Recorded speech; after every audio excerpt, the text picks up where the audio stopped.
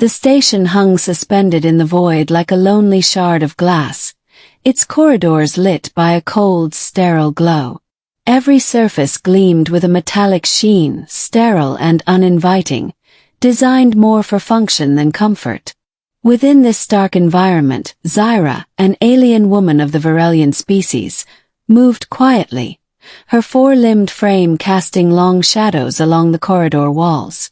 Her skin, a pale lilac tone, shimmered faintly when exposed to light, though the shimmer had faded over the years, dulled by monotony and isolation. She had lived here for decades.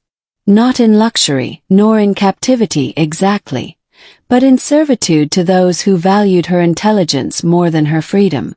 She had been assigned to maintain the station's energy core, to optimize power flow, and to monitor incoming traffic. Day after day, she performed her tasks efficiently, yet without joy. Zyra had learned not to hope. Hope was dangerous. For the Virellians, gifts were not a concept. They were a superstition from primitive cultures. Zyra had been raised to give, to serve, to calculate what others needed before they did. She had never been offered anything for herself. Not a token of affection, not a small gesture, nothing.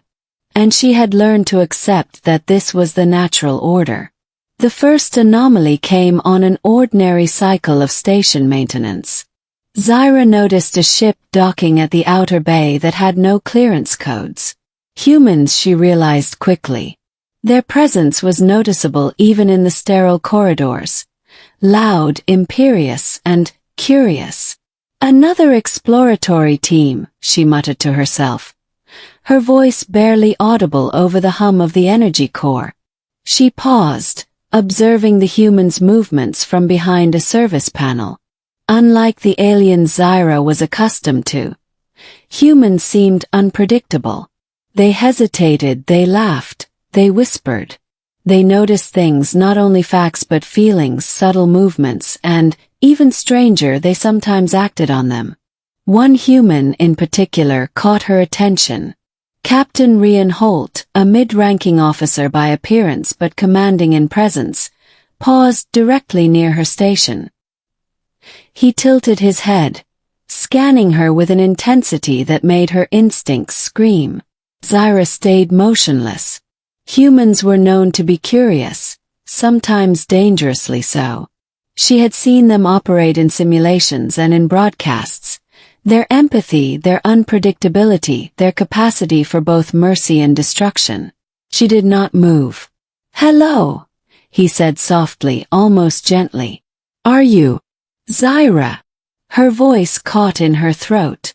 She rarely spoke to strangers, especially humans. "I am. I've been assigned to observe the station," he said, removing a small device from his belt. "And to make things easier if possible." Zyra blinked. Humans rarely offered assistance. Usually they took what they needed. Over the next several cycles, Captain Holt visited Zyra's station repeatedly. At first, she ignored him, performing her tasks and hoping he would leave. But curiosity gnawed at her. He never demanded anything of her. He never mocked or scolded her. Instead, he asked questions. Questions she had never been asked before. "Do you like your work? Do you enjoy the station? What do you wish for?" Questions were dangerous. They implied expectation, a world where answers could matter. Zyra had never considered her own wishes. They had always been irrelevant. Then came the gift. It was small, almost insignificant in human terms. A smooth sphere of crystal, no larger than a fist, with a faint blue glow pulsing gently from within. Rian presented it with a careful bow of his head. His hand extended, palm open. "For you," he said simply. "Nothing else." Zyra froze. She had never received anything. Not a compliment. Not a token. Not even acknowledgement that she existed beyond the work she produced. The concept of a gift was foreign and dangerous. yet thrilling in a way she could not quantify. "What is it?" she whispered. "Just a gift," he replied, his tone steady. "For you. No strings, no duties. No calculations. No expectations." Zyra stared at it, then at him, then back at it. Her bioluminescent skin began to glow faintly, a subtle reaction that she could not fully control. She had never experienced this emotion before. Gratitude, awe, recognition, fear. All of it pressed at once, leaving her paralyzed. Over the next cycles, Zyra found herself thinking about the gift constantly. She examined it carefully, turning it in her hands during quiet moments, observing the glow, noticing patterns she could not predict. And she noticed the human, always nearby but never demanding, never intrusive, simply present. Slowly, she realized the gift was more than an object. It was a gesture, a proof that someone valued her for who she was, not for what she produced. The concept was alien, revolutionary. Zyra began to understand something fundamental about humans. They did not always act out of utility or necessity. They could act purely out of care. One cycle, when the station suffered a power surge, Zyra was at the control panel, panicked as alarms blared. Rian appeared instantly, placing his hands over hers as they worked together to stabilize the core. "You're not alone," he said quietly. "I'm here." Zyra's hands trembled, her glow intensifying. She realized she wanted to believe him. She wanted to accept that someone saw her, not as a tool, not as a laborer, but as her. Weeks passed. Zyra and Rian developed a quiet rhythm. He continued giving small gifts, books of alien cultures, a vial of bioluminescent liquid, a hand-carved model of the station she had never noticed before.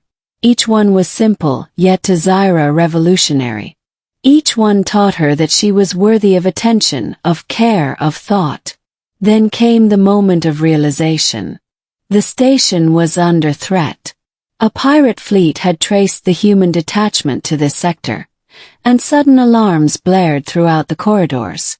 Zyra's first instinct was to retreat, to hide, to calculate her survival. But she looked at Rian, who calmly assessed the situation, then turned to her. "Stay close," he said. "We'll get through this."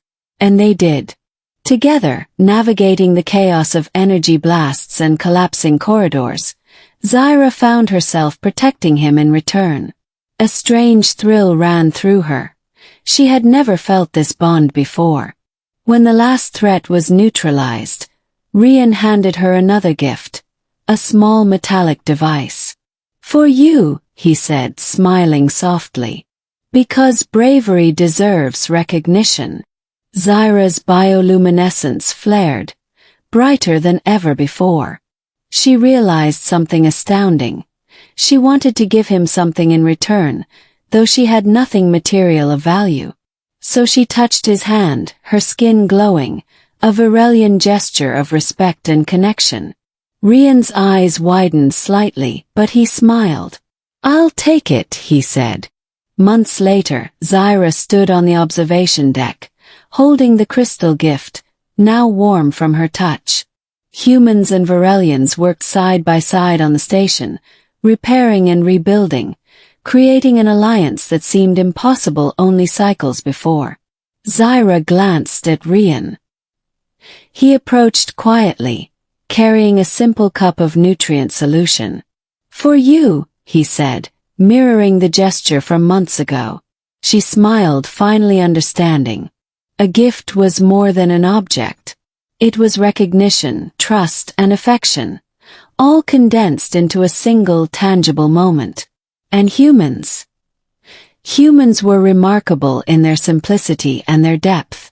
For the first time, Zyra realized she was not just a tool, not just a laborer, not just an observer. She was seen. She was valued. She was alive in a way she had never been before. And in that moment, she did the unthinkable. She gave a gift of her own, Not an object, but her trust, her acknowledgement, and the soft glow of her bioluminescence bathing Rian in light. He smiled, understanding immediately, and nodded. The alien woman had never received a gift before. Now she understood the power of giving and receiving. The universe, vast and uncaring, had suddenly become personal,